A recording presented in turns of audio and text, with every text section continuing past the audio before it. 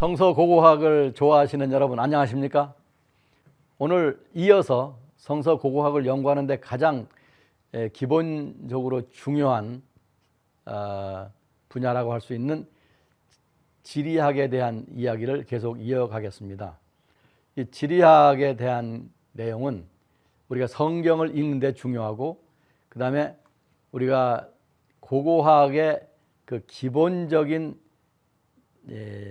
그 유물들의 그 성향이랄까, 국제적인 관계랄까, 기능이랄까, 이런 것을 연구하는 데 대단히 중요합니다. 또한 그 유물들의 특성을 이해하는 데도 중요합니다. 왜 그러냐면 그 유물들이 만들어진 곳의 토질이나 석질, 즉 땅의 성질, 땅의 성분, 또 돌의 특성, 돌의 성분, 이런 것이 다 다릅니다. 그래서 그 유물들을 보면 이것이 어디에서 왔는지, 또는 어떤 식으로 이것이 이용되었는지 하는 것을 알 수가 있습니다. 그래서 지리적인 상황이 굉장히 중요한 것입니다. 지난 시간에 말씀드린 바와 같이 이 지리적인 상황을 수평적으로 우리가 이해를 해야 됩니다. 그래서 이스라엘이라고 하는 나라, 또 이스라엘 주변에 있었던 성지인, 현재로 말하면 이스라엘과 요르단과 레바논, 이집트, 이런 나라들의 그 주변을 수평적으로 이해하는 것이 굉장히 중요한 것입니다. 그래서 오늘도 거기에 대해서 계속 이어나가도록 하겠습니다. 우리가 지난 시간에 본 이 이집트라고 하는 나라, 여러분 기억하실 것입니다. 이집트는 근동이라고 하는 곳이 아니고 아프리카라고 하는 곳에 있는 나라입니다. 이 아프리카 대륙의 북동쪽에 붙어 있는 나라인데, 옛날이나 지금이나 이집트는 대국이라고 할 수 있습니다. 큰 나라입니다. 항상 고대 이스라엘을 괴롭힌 나라 중에 하나입니다. 고대 이스라엘을 괴롭힌 나라들이 이집트, 그 다음에 시리아, 우리 성경에는 수리아라고 되어 있습니다. 또는 아람이라고 되어 있기도 하고, 아람 다마스커스 또는 아람 다메섹이라고 되어 있는 나라가 지금은 시리아의 일부였던 것입니다. 그 다음에 이제 현재 이라크라고 하는 나라가 있는 여기를 메소포타미아, 즉 그 땅에 두 개의 강이 있죠. 티그리스 강과 유프라테스 강이 있는데, 이 두 개의 강들이 흐르는 곳이라 그래서 그걸 메소포타미아, 두 강이 흐르는 곳이라는 뜻입니다. 지금은 이라크라고 하는 나라인데, 여기가 아시리아와 바빌론이 있던 나라입니다. 이 두 나라가 이스라엘을 굉장히 괴롭혔고, 결국은 여러분이 아시다시피 북쪽에 있던 분열 왕국 시대에 북쪽에 있던 이스라엘이라고 하는 나라는 아시리아가 멸망을 시켰고, 남쪽에 있던 유다라고 하는 나라는 바빌론이 멸망을 시켰습니다. 그래서 이 네 나라가 이스라엘의 뭐라고 할까요? 원수라고 할까요? 철천지 원수라고 할까요? 그런 아주 적대 관계였습니다. 그 외에 여기 히타이트, 우리 성경에 헷이라고 나와 있는데, 히타이트라는 나라가 있었는데 이스라엘을 그렇게 많이 괴롭힌 나라는 아닙니다. 그 다음에 이쪽에 이란 쪽에 페르시아가 있었습니다. 이 페르시아라고 하는 나라는 늘 그렇지는 않았는데, 이제 그 이스라엘 구약 역사의 막바지에 가서 이 페르시아 나라는 이스라엘을 좀 돕는 방향으로 나옵니다. 사실은 이스라엘 백성들이 바빌론에 잡혀갔다가 바빌론이 페르시아로 바뀔 때에 당연히 페르시아 소속이 되겠죠. 그러나 페르시아의 왕들은 이스라엘 백성이 돌아오게 해줍니다. 그래서 페르시아가 이스라엘에 영향을 미쳤지만은 그렇게 철전지 원수로 비춰지지는 않았다고 해도 괜찮겠습니다. 그런 정도의 이 국제 판도를 우리가 이해를 하고 이스라엘을 들여다볼 필요가 있는 것입니다. 거기에서 이제 북쪽으로 가면 터키라는 나라, 아까 말씀드렸듯이 히타이트라고 하는 나라가 나오는데 이 히타이트라는 나라는 여기는 소아시아라고 우리가 보통 부릅니다. 다시 이 지도를 보게 되면 여기가 아시아의 끝이거든요. 아시아의 서쪽 끝입니다. 근데 이 터키가 유럽과 연결되는 다리 역할을 하고 있습니다. 이 터키의 이 왼쪽 부분을 소아시아라고 합니다. 소아시아, 에이셔 마이너, 즉 작은 아시아다, 즉 아시아의 끝 부분이다, 그런 뜻입니다. 그렇게 따지면은 이 극동쪽으로는 소아시아가 어딜까요? 극동쪽으로는 아마 일본을 우리가 소아시아라고 해도 괜찮을 것 같습니다. 그래서 이 터키에서 유럽으로 건너가는데 여기에 그리스가 있고 그다음에 이탈리아가 있습니다. 이곳은 구약시대보다는 신약시대의 무대가 되는 곳입니다. 여러분이 잘 아시는 신약시대의 그 7교회, 계시록에 있는 7교회가 바로 여기 소아시아에 있던 것입니다.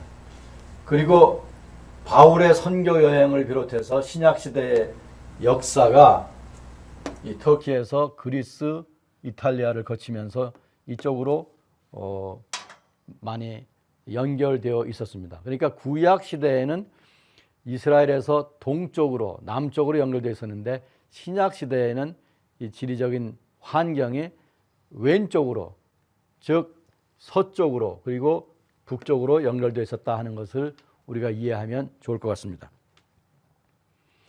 현대 지도로 보게 되면 과거의 히타이트라고 하는 나라는 지금은 터키라고 하고요.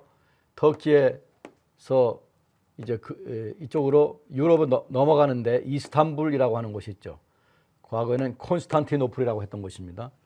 그 다음에 거기에서 그리스로 가게 되면 그 유명한 그리스 반도의 북쪽에 마세도니아라고 하는 나라가 있죠. 마세도니아가 알렉산더 대왕의 고향입니다. 그 다음에 그 위에 불가리아라든가 알바니아라든가 이런 나라들이 있고, 왼쪽으로 가면 이쪽으로 가면 이탈리아가 이쪽에 있는 것이죠. 이탈리아는 지금은 이탈리아라고 하지만 과거에는 로마라는 도시를 중심해서 다른 도시들, 국가들이 있었던 곳입니다. 네, 다시 여기 보겠습니다. 이 지도에서 보면은 여기 요 부분이 이스라엘이라고 하는 나라인데요. 이게 이 강대국들에 둘러싸여 있거든요. 근데 요 부분을 우리가 이스라엘이라는 나라로 말하지만은 이 전체 여기서 시리아, 레바논, 팔레스타인, 이스라엘 이런 곳을 말할 때 우리가 레반트라고 하는 단어를 씁니다. 그래서 지금 제가 보여드리는 것은 레반트의 지도인 것입니다. 이 레반트의 지금 지형을 보여드리고 있는데요. 이 레반트 전체를 이야기할 때 여러 나라들이 있는데 그 나라들을 다 일일이 열거해서 말하기 힘듭니다. 그래서 이것을 그냥 우리가 레반트라고 말합니다. 그래서 지중해의 동쪽 부분을 레반트라고 한다 하는 이 용어를 여러분이 기억해 주시길 바랍니다. 레반트는 영어로는 L-E-V-A-N-T, L-E-V 또는 L-E-V-A-N-T라고 쓰는 것입니다. 이 레반트의 핵심 부분이 이스라엘인 것입니다. 그래서 이 이스라엘은 과거에 북쪽에 있던 대국들, 아시리아나 바빌론, 그다음에 남쪽에 있던 그 이집트라는 나라, 이 가운데에 있는 나라, 땅입니다. 그래서 이것을 the land between, 영어로 the land between, 우리말로는 사이에 낀 땅, 이렇게 표현할 수가 있습니다.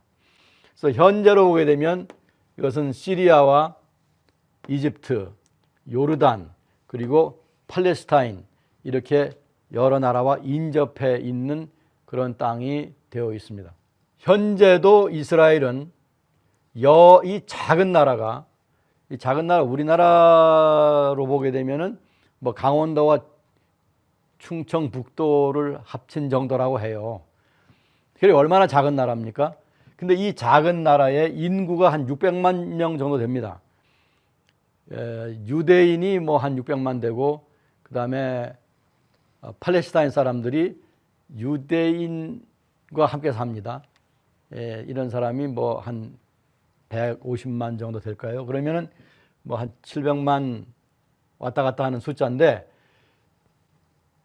이 작은 나라가 지금 맞대고 있는 국경이 여러 곳입니다. 북쪽으로 레바논, 시리아, 요르단, 그다음에 사우디아라비아와 아슬아슬하게 지금 여기 바다에서 맞닿고 있고, 그다음에 이집트, 이렇게 여러 나라들과 국경을 맞닿고 있는 좀 어렵다고 할 수 있는 상황이죠. 그런데 이것은 고고학적으로 보면 또는 문화적으로 보면 대단히 좋은 곳입니다. 다른 나라의 문화들, 다른 인종들이 이루어 놓은 문화들, 또는 여기 이스라엘에서 만들어 놓은 문화를 보내주고 받고 하는 그런 위치가 되는 것입니다. 또한 북쪽에서 내려오는 교통, 다시 말해서 북쪽에서 내려오는 문화와 아프리카 남쪽에서 올라가는 문화가 만나서 어떤 창조적인 변화를 일으킬 수 있는 곳이 이스라엘이었던 곳입니다. 그렇기 때문에 이스라엘 문화를 연구해 보게 되면 여기에 굉장히 국제적인 또는 세계적인 면모를 볼 수가 있습니다. 제가 우리나라의 그 박물관을 가서 보면 깜짝깜짝 놀랄 때가 있습니다.